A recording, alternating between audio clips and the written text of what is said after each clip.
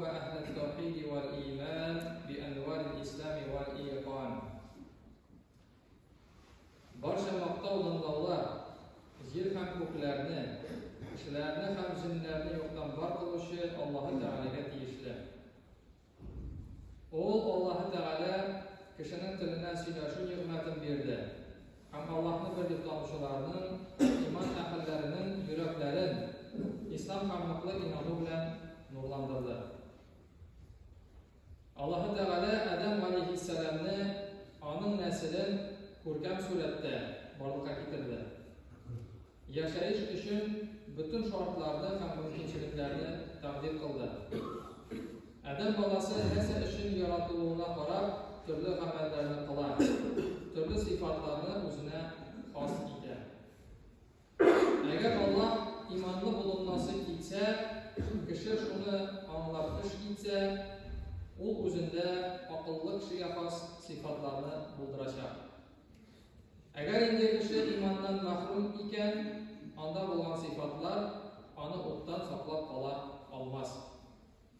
Kimni Alloh taolo to'g'ri yo'lga bostirsa, uni bir kimda ondan chiqara olmas.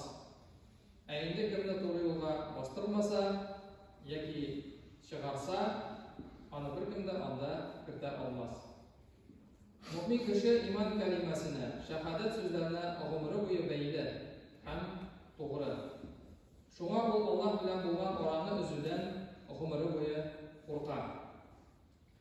Mu'min so'zdagina tugul, qilgan amallarida, dunyo ham oxirat ishlarida da to'g'ri bo'lib qoladi. A'udhu billahi minash shaytonir rajim. Innal muslimina wal muslimati wal mu'minina wal mu'minati wal qanitina wal qanitati was sadiqina was sadiqat was sadiqina was sadiqati was sabirina was sabirati wal khashi'ina wal khashi'ati wal mutasaddiqina wal mutasaddiqat wal mutasaddiqina wal mutasaddiqati was saimina was saimati wal hafizina furujahum wal hafizina furujahum wal hafizati wal dhakirina Allah kathiran wal dhakirati a'adda Allah lahum maghfiratan wa ajran 'azima. Allah Teala Ahzab surasi 35-oyatda aytdi.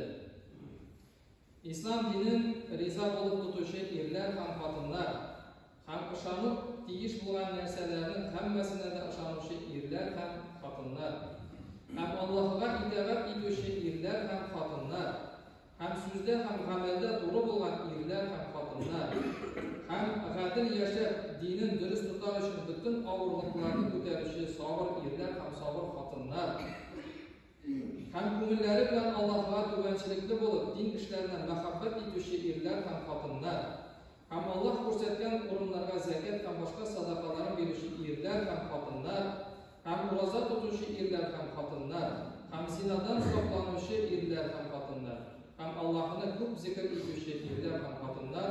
Bu aytilgan ishlarni ishlovchilarga Alloh taolo kichkina gunohlarni yorliqovni hazilladi, ham izgi amallarni ulug' ajrlarni hazilladi. Bu oyatda sanab o'tilgan sifatlarni ham amallarni suyukli payg'ambarimiz Muhammad sallallohu alayhi vasallam o'zining turmushida o'z o'rnagida uyratib qoldirdi. Shunga ko'ra kim buyuk ajrga erishishni maqsad etib qo'ygan bo'lsa, u Allohga ham uning elchisini itoat etarga tegish. Mu'min musulmon u o'rnak shaxsning sifatlarini o'zida bo'ldiruvchi kishi. Uning so'zlari ishlaridan qarshi kelmay, turmush ravishi fikrlaridan ayrilmay. Chunki uning yuragi ham tili boshqa a'zolari bilan kelishuvda bo'ladi. Aqlli fikri ham ishlari bir-biridan tangal keladi. Tili o'zi ishongan so'zligini suydi, ishonuvi butun a'zolarga ta'sir etadi. وَمَنْ يُطِعِ اللَّهَ وَرَسُولَهُ فَقَدْ فَازَ فَوْزًا عَظِيمًا. Birov shu ko'ngildan Allohga va uning rasuliga itoat etsa, u kishi hech shaksiz ustunlikka ham izgi tilagine erişti. Adam balası imanga kelgandan so'ng bo'ysunib yashaga tegish. Bo'ysunib yashay ekan demak turmushini o'zgarta, ichki ham tashqi holatini tuzata boshlaydi. Elib o'ylagan bo'zsuq o'ylarni, ishlagan gunohli amallarni qoldiradi. O'zina tegishli vazifalarni o'rganib, bilib qo'llana boshlaydi. U har vaqt kurashda, chunki oshiq dushman har doim uni yo'ldan adashtirishga tilaydi. Mu'min kishi to'g'ri yo'ldan yozmas uchun ilm Alloh ham turmushida qo'llanadi. Ilmli bilan ilmsiz tegiz bo'lmagan kabi, tuzalishi bilan tuzalmashida bir tegiz bo'lmas. Jannat ahli bilan jahannam ahli ikkisi ikki yo'lda yuradilar. Allohga kimning qaysi yo'lda ekanligi Alloh biladi. Ham kimning qoya topa yo'l tutgani shulay ma'lum. Imom Abu Ja'far at-Tahaviy aytib qoldirgan: وقد علم الله تعالى فيما لم يزل عدد من يدخل الجنة وعدد من يدخل النار جملة واحدة فلا يزاد في ذلك العدد ولا ينقص منه. Allah Teala tug'al bildi. Ko'pmi kishi jannatga kirasin, ham tug'al bildi ko'pmi kishi jahannamga kirasin. Bularning soni ortmasda, kemimasda. Allohga kimni ningki amal qilsa, nechik turmush etasi oldan belgili. Kim narsa uchun yaratilgan bo'lsa, shunga erishir. Kimga ona qorinda vaqtda baxtli deb yozilsa, u baxtga erishir. Kimga baxtsiz deb yozilsa, u baxtsizlikka erishir. Buni qabul etadigan ham rizo bo'lgan kerak. Bu kisada ko'p yomg'irasa-da, aslida adam bolasina iymonli bo'lib nasib etildi ekan, demak umri bo'yi Allohga qamoqning elchisini bo'ysunib yasharga tegish, u shunga majbur. Alloh taolo bu dunyoda adam bolalarini sinaydi. Mu'min sinalgan sayin, sinovlarni sabr etib o'tgan sayin nig'ig'ina, uning quvvati, nuri ham Allohga muhabbati ortadi. Shu sababli u Robbisining qo'liga yaqinroq bo'ladi. Peygamberimiz sallallohu alayhi vasallam bir hadisinde "İza aradallohu bi'abdihi al-khayra ajjala lahu al-uqubata fid-dunya ve iza aradallohu bi'abdihi ash-sharra amsaka anhu bidambihi hatta yuwafiya bihi yawm al-qiyamah."